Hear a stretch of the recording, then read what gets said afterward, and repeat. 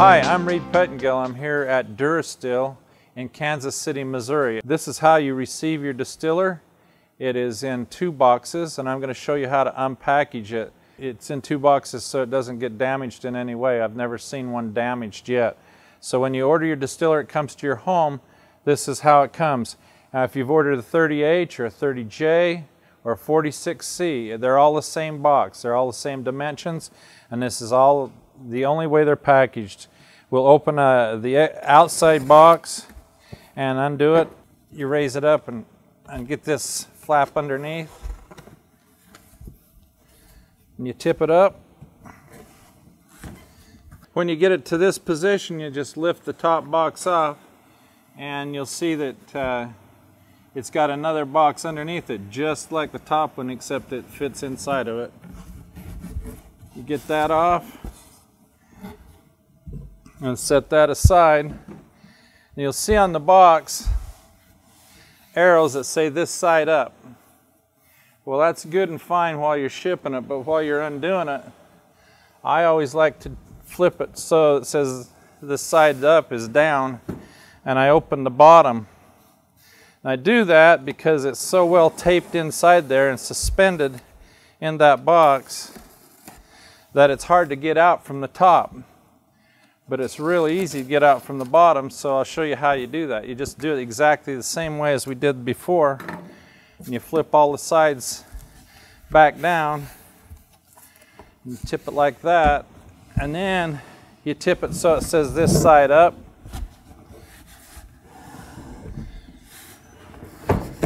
And then you lift your lid off, and there's your distiller and all your parts right there. And that's the easiest way to get it out of the box. I know, I've done hundreds of them. This foam protection comes on the distiller that they wrap it with. This is one of the most well packaged things you'll ever get in the mail. So what you do is you quickly take the foam off by cutting the tapes that hold it down to the packaging mount. And you just lift that up over the top. And you be careful you don't scratch it in any way with your razor knife. These wing nuts right here, you just undo those and all this foam comes off. If you just slide that like that and pull that out, and the lid's upside down on it, you take the lid out and put it over here, and then all the foam comes out. Now this is very important, this next step. You take this wing nut clear off right here. A lot of people forget about this.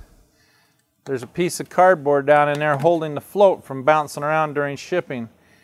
And that holds it. Now there's also a piece of cardboard in there underneath it, and you pull that out, or you may have a little fire when you turn your heating element on, or you'll have your boiling chamber full of wet paper. So you pull these 2 things out of the boiling chamber when you unpackage it. When you open it up and pull that off, you have a sample of Still Clean and your warranty and all your manual right there in a package. And you save that. Do not discard that. You'll be needing that. There's a package of legs that comes with this. There's also a lid knob. We'll open that up. You put your cross brace on top of your lid, and you screw your knob on top of that. Just like that. Very simple.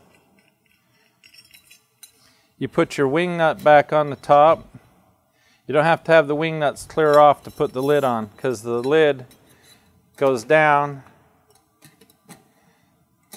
and it slides sideways and then back and locks. Give it a slight little turn on the lid so the lid turns just a little bit before you seal it down. Then you tighten it down, and your lid's got a tight seal on it, and it will have for the lifetime of your distiller if you do it that way at first. You put the legs on it, and they just screw onto these bolts on the bottom of your distiller. You can adjust the level with these legs so that it doesn't wobble. You just screw the leg on the bottom in a counterclockwise motion until it's just barely snug is all it takes. Just lift it up and tilt it back.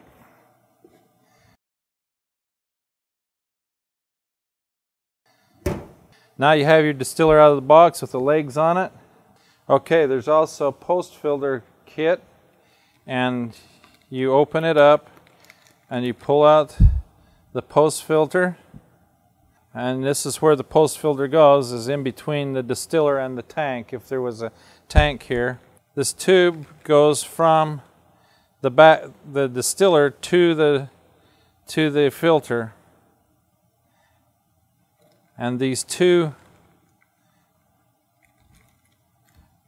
elbows hook to the filter, and one goes into the tank and one goes onto the hose, and I'll show you how to put that together. Now when you get your 30H assembled, and you've seen the video on how to assemble it, this is what it should look like. I'm going to show you how to put the water hook assembly on it for your bottle. And what you do is you tip it back, now this is where a lot of people get stumped because they don't understand it at first because they've never seen a distiller. But this right here is where the distilled water comes out. So you put your tube hooked to that, and it's kind of a tricky thing to get on there because it fits tight, and you push it over the top of the stainless steel pipe. It takes a little effort to get on there, and you wiggle it around like around in a circle till it goes up on about a half an inch. Half an inch is fine. And then you slide your clamp over the top of your hose, and you tighten that up with a screwdriver right there so it doesn't come off. Okay, you'll notice on your filter there's some arrows that point the direction of the flow of the water. So we want to hook up the distiller to this side because that's the side the inlet is, and you just take a knife and pop the back off, and you pick up the elbow that's got barbs on it on this side. The other one hasn't got any barbs on the bottom of it. That's so it can fit inside the tank. This one's, now these two nylon 90s, one's a hose barb on each end, but you'll notice one of them has the barbs clear out to the end. The other one has the first two hose barbs ground down and off. If you can see that, they're not there. It's important that you get the one that's smooth on the end on the exit side of the filter, because this end goes down in the tank. So just so you don't have to backtrack and undo it again, and this will save you time if you watch this and see how it goes in. But the smooth 90 goes to the outside where the out comes on the filter, the exit side of the filter. The first thing you do is screw the 90 into the filter, get it quite tight, and then you just push the filter onto this plastic line, and these hose barbs will hold this on there. It doesn't need it's no clamp required for that, and I won't push it all the way on because we're just demonstrating here. Then the other one just screws into the filter. You got to take the plug out. And this is how you change your filter. You should change your filter about once every 6 months in normal use. And so you know this is how you do it. And you can always order a new kit for your filter.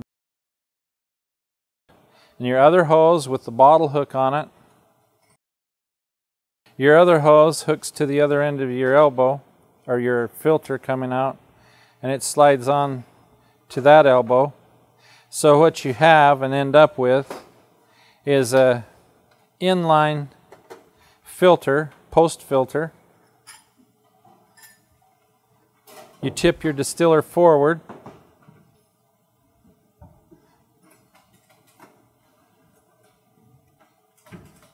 and then whatever kind of bottle you have to catch your water in is what you use. Now, You can use a polycarbonate bottle like they put on water fountains or water coolers. That's preferable. Or a refrigerator tote. I just have a small bottle here to demonstrate how you do that. Now what you do with the 30H is you open the lid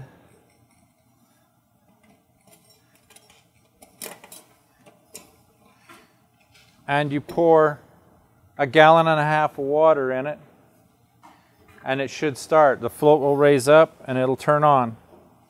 You put the lid on and tighten it down just like you do on any of the others. Give it a little bit of a twist on top so it seats.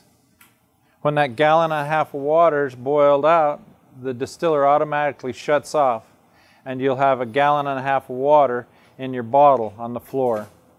And you can do that up to 8 gallons in a 24-hour period if you could keep it running like that. But it's a manual distiller. Great for 2 people. It's great for people that don't want to put a great big investment in an automatic system, and it's a good way to get started. With the 30H distiller hand fill, you can always upgrade it to a 30J and put an automatic kit in it, and then you can always upgrade it to a 4-gallon, 10-gallon, or 25-gallon tank. So it's a good way to get started with distilled water to see if you like it and to continue on with it. A 30H plugs into 110 volts and it produces 8 gallons a day.